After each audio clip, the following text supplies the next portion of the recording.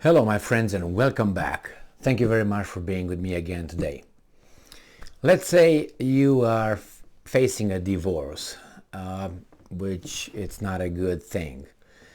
Sometimes it is a good thing because you get rid of something that hurt you. But to be honest, in a divorce, it's not always, one party is the good party and the other party is the bad party. The guilt is divided. He is guilty of this amount, she is guilty of this amount. Okay, regardless whatever the issue would be, is rarely is going to be all right.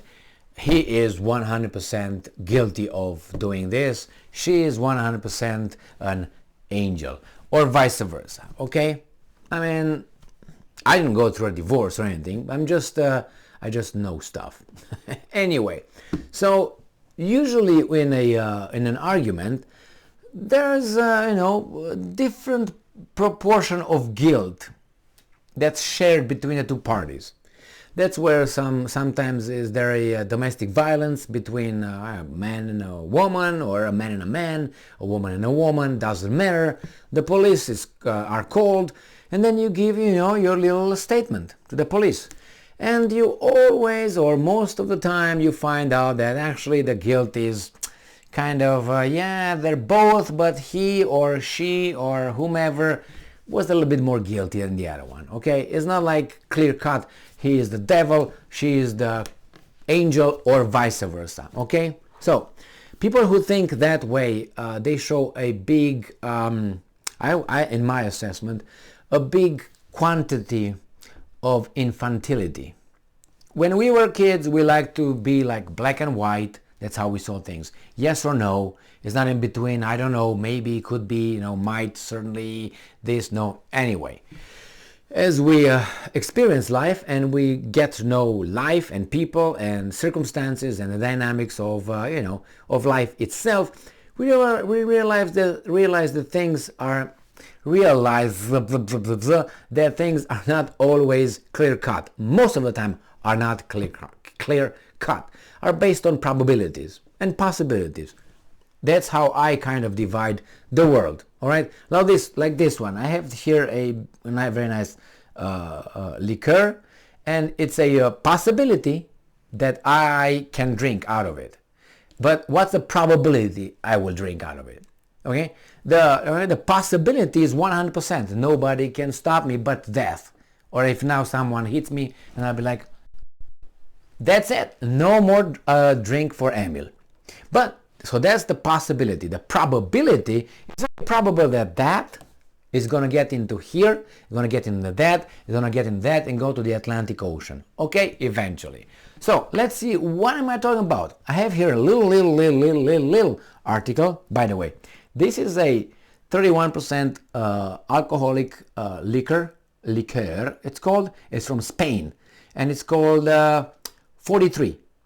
Liquor 43. Very good, very sweet, very aromatic, very sweet, as I said, and you can use it on ice, but I like it straight because it's, I don't know, it's sipping out of it, not like a beer.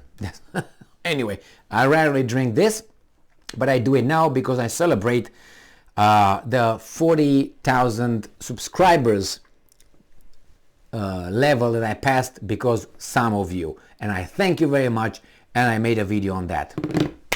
Without you, without us, we're gonna have weasels. There are many like us.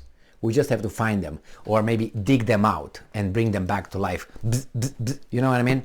Yes, I know you know what I mean. So let's see what I'm talking about here. This article comes from Ukrinform, and we have this weasel. I guess this woman never lived through real life. A little blondie with glasses, and it's from OSCE Secretary General, right? There can be zero justification for Russian attacks against Ukraine's infrastructure. Okay, so you are guilty, she's not guilty, or she is guilty, he's not guilty, right? Remember. Now, OSCE Secretary General Helga Maria Schmid believes. You know, beliefs are not always based on fact. It's something like, you know, that's why it's a belief and not an assessment. There can be absolutely 100% no justification, she says, for Russian attacks against civilian infrastructure and cities across Ukraine. Well, I concur. I agree with you, Maria Schmid. I totally agree with you. But would you agree that Clinton should be brought into a international criminal court of justice?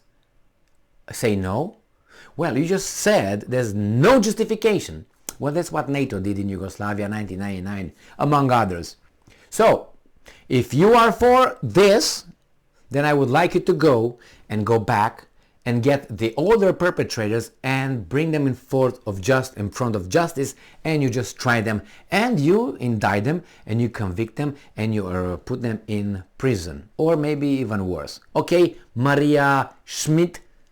All right. So now, besides absolutely no justification, I know that during the 1999 illegal attacks of a defensive alliance, NATO, on a sovereign country, Yugoslavia, Serbia, there was a weasel general who actually justified the reason why NATO bombarded civilian infrastructure. And I'm just paraphrasing. This was the logic. Well, those things support the military. So, what do you want? Like the bridges, the hydroelectric plants provide energy, the water dams, the rivers, they provide energy for the military. We're going to blow them up. Remember that one? And besides, if you want to go further, idiot, what's her name? Maria Schmid. How about this? Who makes weapons for the military to kill the enemy? I think it's the civilians. All right. Who pays taxes to provide money or revenue for the military? It's the civilians. Okay. Who provides support? Who makes food? Okay. Who keeps, I don't know, cattle? Who goes and takes care of the crop? Civilians. How is the military fed?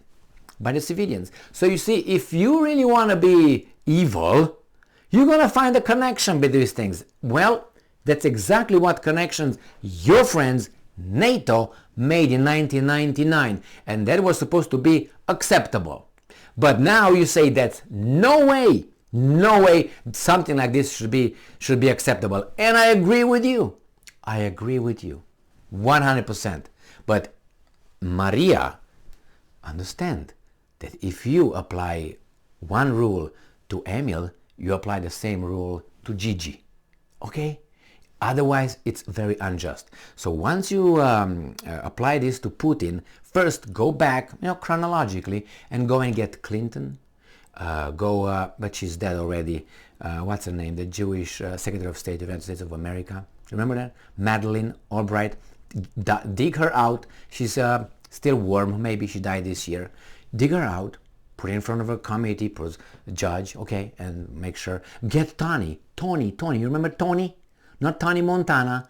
Tony Blair. Yeah, that guy who's a sir right now. He was knighted. Okay? Get those guys, among others, about 13 more countries that participated in the illegal bombardment of Yugoslavia, and you tell them this. And after you do that, I will say, lady, you're a lady. And now let's get Putin. And let's get Zelensky and others. Okay? And I'm going to join you. Until then, off.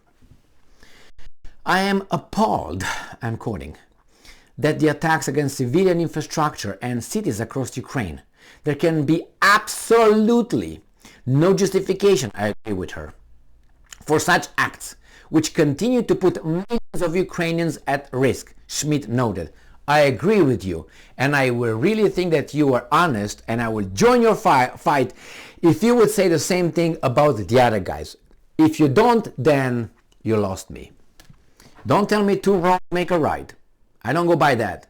If you are about to arrest a pedophile here, you would go back and arrest the pedophile from last year, from last 2 years and 3 years in the same time, and you will start the process, right? The trials with those guys first, and then you get to this guy. Got it? Capisci? Understand? Okay?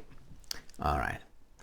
In her words, these attacks, which impair basic services such as water, electricity, and heating, place a tremendous burden on the government and population alike, especially as winter is setting in. I agree with that. But hey, Mary, since you're so short-minded or you don't have any memory, I will remind you that NATO bombarded Slobodan Milosevic, the president of Serbia/Yugoslavia in 1999. He attacked his palaces. Was that okay? And tell me why was that okay? All right? Because they want to make everybody change their mind and stop fighting by hitting their houses, their locations. You can say, well, he was involved. Well, I don't know, there was an institution, a governmental institution. Was that okay with that? I guess you were okay with that, baby doll. And I'm quoting again, we are committed to supporting Ukraine and its people and are in constant contact with our partners on the ground to examine how we can ramp up and coordinate our efforts in this vein. I emphasized this point again last week, blah, blah, blah, blue, blue, blue. A reminder that since October 10, 2022, Russia has launched over 1,000 missiles and drones at Ukraine's energy facilities. Ukraine's energy system has already survived 9 waves of massive terrorist attacks. Rolling and emergency blackouts are now in effect across the country. Hey, Maria Schmidt, do you know of any Ukrainian bombardment of any civilian infrastructure in Russia? Or any in that side of the world? You say no? Well, why don't you just go over there and check it out? And I can give you only one. Go and check the Crimean Bridge, the civilian Crimean Bridge. How about that? Oh, you don't remember that? You see this side of the palm? That's called a beach slap. Okay, so why don't you go and check it out? Because until you check it out, you will not make the claim of being objective and really investigating and on the side of the right. No, you have a fucking agenda and you lost me.